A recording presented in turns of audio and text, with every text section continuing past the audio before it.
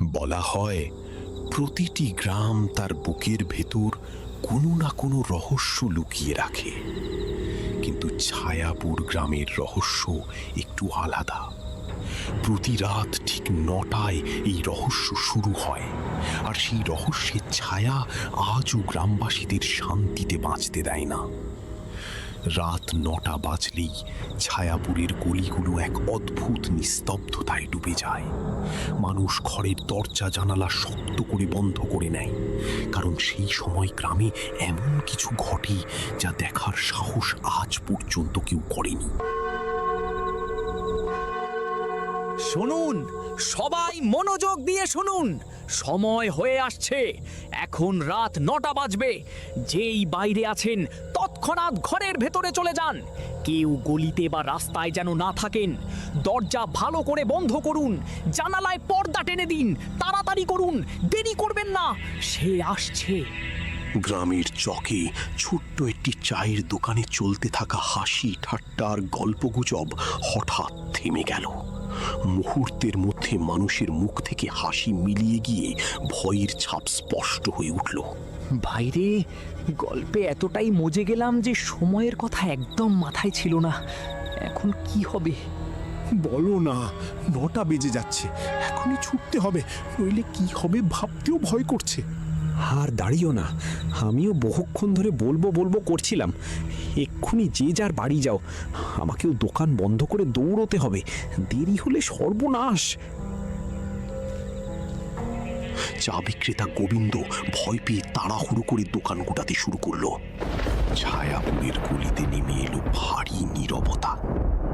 গ্রামবাসীরা জানত আজকের রাতও তাদের জন্য সহজ হবে না। বিপুল, কান খোলা রাখো, বজ্রপাত শুরু হয়েছে, বৃষ্টিও আসছে।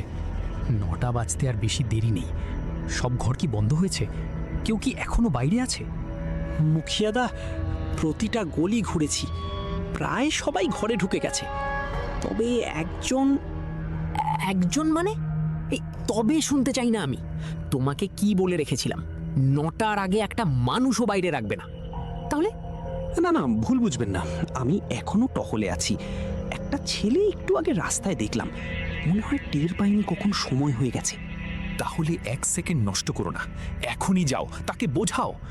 মনে আছে ২৫ বছর আগে কি হয়েছিল? সেই রাতের কথা যেন আর ফিরে না আসে এই গ্রামে। এই ছেলে, এখানে দাঁড়িয়ে আছো কি করতে? সময় বুঝতে পারছো না? চটপট বাড়ি যাও, এক পাও এখানে থেকো না।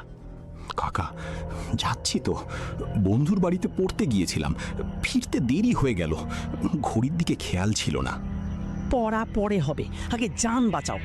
৯টার পর বাইরে মানে কি বিপদ সেটা বুঝলে এত রাত করতে না। যাও ছোট। আচ্ছা কাকা, এক মুহূর্ত থাকবো না বাইরে। হঠাৎ গর্জে উঠল আকাশ, নামলো মুষলধারে বৃষ্টি। ছায়াপুর ডুবে গেল রাত ৯টার ভয়ে। কালো মেঘ, ঝমঝম বৃষ্টি, সব মিলিয়ে পরিবেশ হয়ে উঠল রুদ্ধশ্বাস। ঠান্ডা বাতাস সাঁই সাঁই করে গলির ভেতর দিয়ে বয়ে গেল। বাবা, বাইরে কে একজন চিৎকার করে সবাইকে ঘরে ঢুকতে বলছে। রাত ৯টার পর এই গ্রামে এমন কি হয় যে সবাই এত ভয় পায়? লোকটা প্রতিদিন এইভাবে ঘুরে বেড়ায় কেন? ও হলো বিপুল, গ্রামের পাহারাদার। মুখিয়াদার নির্দেশে সে প্রতি রাতে গোটা ছায়াপুর ঘুরে সবাইকে সতর্ক করে, যাতে ৯টার আগেই সব ঘর বন্ধ হয়। কিন্তু এত কড়াকড়ি কেন? অন্য গ্রামে মানুষ রাত অনেক করে জেগে থাকে, এখানে ৯টা বাজলেই সব থেমে যায় কেন? অনামিকা, তোমার চোখ দেখলেই বোঝা যায় হাজার প্রশ্ন মাথায় ঘুরছে। কিন্তু মনে রেখো, তুমি বছর বছর পর গ্রামে ফিরেছ। যখন চলে গিয়েছিলে তখন অনেক ছোট ছিলে, এসব বোঝার বয়স হয়নি। তোমার মা ঠিকই বলছেন, তোমাকে শহরে পাঠিয়েছিলাম এই আতঙ্ক থেকে দূরে রাখতে। এখন বড় হয়েছ, সত্যি জানার হক আছে তোমার। তার আগে একটা কাজ করো, ঘরের প্রতিটা জানালায় পর্দা টেনে দাও। আর সময় নেই। কিন্তু বাবা, দরজা তো বন্ধই আছে, পর্দায় কি হবে? শুধু দরজা বন্ধ রাখলে চলবে না, জানালায় পর্দা না থাকলে সে আমাদের দেখতে পাবে। কে দেখবে? কার কথা বলছো বাবা? এখন তর্ক নয়, আগে পর্দা দাও, তারপর সব খুলে বলছি। অনামিকা ভয় মেশানো মনে দ্রুত সব জানালায় পর্দা টেনে দিল। বাইরে বজ্রপাতের শব্দে বুক কেঁপে উঠছিল। ঘুরে বাবার দিকে তাকালো, চোখে অগণিত প্রশ্ন। বাবা, পর্দা দেওয়া হয়ে গেছে, এখন বলুন এই গ্রামে আসলে কি হয়? রাত 9টার পর এই গ্রামে কেউ বাইরে পা দেয় না। যে ভুলে বাইরে পড়ে যায় তাকে আর খুঁজে পাওয়া যায় না। সে তাকে টেনে নিয়ে যায় এমন এক অন্ধকারে যেখান থেকে কেউ কখনো ফেরেনি। কে নিয়ে যায় বাবা? সে কে? এই ঘটনা অনেক পুরনো অনামিকা। বহু বছর আগে ছায়াপুরে এমন একটা রাত এসেছিল যে রাত এই গ্রামকে চিরতরে বদলে দিয়েছে। বাবা কথা শুরু করতে যাচ্ছিলেন, হঠাৎ দরজায় জোরালো ধাক্কা। সেই অপ্রত্যাশিত শব্দে বাবার মুখ মুহূর্তে ফ্যাকাশে হয়ে গেল। বাবা, কেউ দরজায়, দেখে আসি? না, ওদিকে যেও না, দরজা খুলবে না।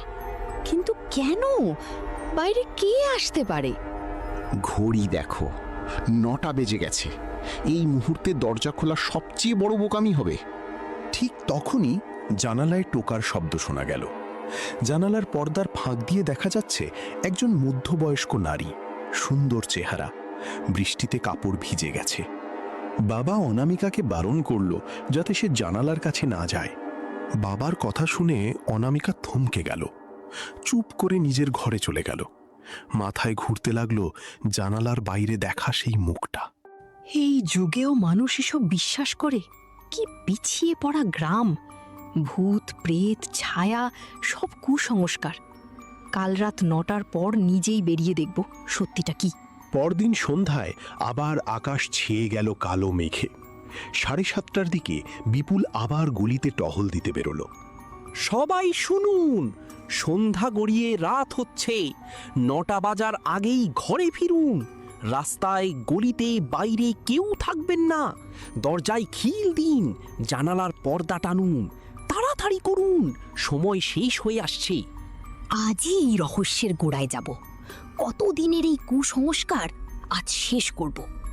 তবে এখন গেলে বাবা আটকাবেন। রাত গভীর হোক। বাবা ঘুমানোর আগে উকি দিলেন। অনামিকা শুয়ে ঘুমের ভান করল। বাবা নিশ্চিন্ত হয়ে চলে গেলেন। রাত 11টা, বাবা মা গভীর ঘুমে। হঠাৎ সেই নীরবতার মধ্যে দরজায় আবার টোকা। আজ সত্যি জানবই। সামনে সেই রহস্যময়ী নারী, ভেজা কাপড়, শান্ত দৃষ্টি। তুমি আবার এলে? কাল রাতেও দেখেছিলাম। এই ঝড় বৃষ্টিতে বাইরে কেন? অনামিকা, আজও দেরি হয়ে গেল। শহরে কাজ আছে আমার। ফেরার পথে বৃষ্টিতে আটকে গেলাম। দেখো কেমন ভিজে গেছি। এই ঠান্ডায় বাইরে দাঁড়িয়ে কেন? ভেতরে এসো। ভেতরে আসলে তোমার বাবা রাগ করবেন। একটা ছাতা দাও, বাড়ি চলে যাই। আচ্ছা, 1 সেকেন্ড। একটু বাইরে এসে দাও। দরজার কাছে এলে তোমার বাবা দেখতে পারবে, তখন ভারী মুশকিল হয়ে যাবে। ঠিক আছে, আসছি। অনামিকা বৃষ্টির পরোয়া না করে বাইরে বেরিয়ে এলো। পাশের বাড়ির জানালা থেকে বিপুল সব দেখছিল। অনামিকার পা মাটি স্পর্শ করতেই সেই নারীর চেহারা পাল্টে যেতে শুরু করলো। কয়েক মুহূর্তেই সেই সুন্দর মুখ হয়ে উঠল ভয়াবহ। তারপর সে মাটি ছেড়ে বাতাসে ভাসতে লাগলো এবং অট্টহাসি দিতে দিতে অনামিকার দিকে এগিয়ে আসতে শুরু করলো। এসে গেলে শেষমেশ অনামিকা, জানতাম আসবেই। ভেবেছিলে কাউকে সাহায্য করতে বেরিয়েছো, কিন্তু নিজেই হেঁটে এলে আমার কাছে। এই রাত আমার, এখন তুমিও আমার। অনেক দিন ধরে তোমার অপেক্ষায় ছিলাম। আজ তোমাকে নিয়ে যাব সেই অন্ধকারে যেখান থেকে কেউ ফেরে না। থামো, এক পাও এগোবে না। মেয়েটাকে এখনই ছেড়ে দাও। এই তাবিজ চেনো? এর শক্তির সামনে তুমি কিছুই না। তোমার মতো ছলনাকারীকে আমি আগেও দেখেছি, আজও ঠেকাতে পারবো। যদি এখানে থাকো, এই তাবিজই তোমায় শেষ করবে। অনামিকাকে ছেড়ে দাও। যেখান থেকে এসেছো ফিরে যাও। ছায়াপুরের মানুষকে তুমি চিরকাল ভয় রাখতে পারবে না। সেই ছায়া একটা আর্তনাদ করে পিছু হটল এবং অন্ধকারে মিলিয়ে গেল। অনামিকা ঠিক আছো? চলো, এখানে এক মুহূর্তও না।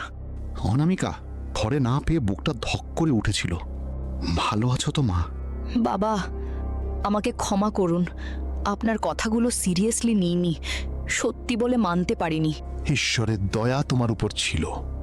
এখন বসো, পুরো সত্যিটা বলি। এই গ্রামে একসময় মঞ্জুরি নামে একজন মহিলা থাকতো। সে বলতো মানুষের ওপর থেকে মন্দ প্রভাব দূর করতে পারে, কিন্তু একদিন ধরা পড়ল সে একটি মেয়ের উপর কালো জাদু করছে। খবর ছড়িয়ে পড়ল, রাগী গ্রামবাসীরা তাকে মারধর করল। তখন রাত 9টা বাজছিল। মরার আগে মঞ্জুরি গ্রামবাসীদের দিকে চেয়ে অভিশাপ দিয়েছিল। তোমরা জানোই না কাকে শাস্তি দিচ্ছ। আমি নির্দোষ, তবু মরতে হচ্ছে। এই পাপের বোঝা তোমাদের বহন করতে হবে। আমার আত্মা কবরে শুয়ে থাকবে না, আমি ফিরব। এই গ্রামের প্রতিটা ঘরে ঘরে আমার সাপ পৌঁছাবে। আজ যে মুহূর্তে আমার প্রাণ যাবে, সেই মুহূর্ত থেকে এই রাত হবে আমার। প্রতিদিন 9টার পর আমি এই গলিতে থাকব। যে বাইরে থাকবে তাকে আমি নিয়ে যাব এমন জায়গায় যেখান থেকে ফেরার পথ নেই। যা করলে আজ তার মাসুল দিতে হবে প্রজন্মের পর প্রজন্ম। এই দেখো তাবিজ, গ্রামের প্রতিটা ঘরে এটা আছে। একজন তান্ত্রিক মন্ত্র দিয়ে তৈরি করেছিলেন। এটা যে ঘরে থাকে সেই ঘরে মঞ্জুরির আত্মা ঢুকতে পারে না। অনামিকা নিজের ঘরে গিয়ে বসল। সব প্রশ্নের জবাব পেয়ে গেছে, কিন্তু যেভাবে চেয়েছিল সেভাবে নয়। সেই রাতের পর থেকে সে বুঝেছে ছায়াপুরের নিয়মগুলো এমনি তৈরি হয়নি। এর পিছনে আছে বছরের পর বছরের কষ্ট আর অভিজ্ঞতা। বড়দের কথার পিছনে থাকে এমন সত্যি যা না দেখলে বোঝা যায় না।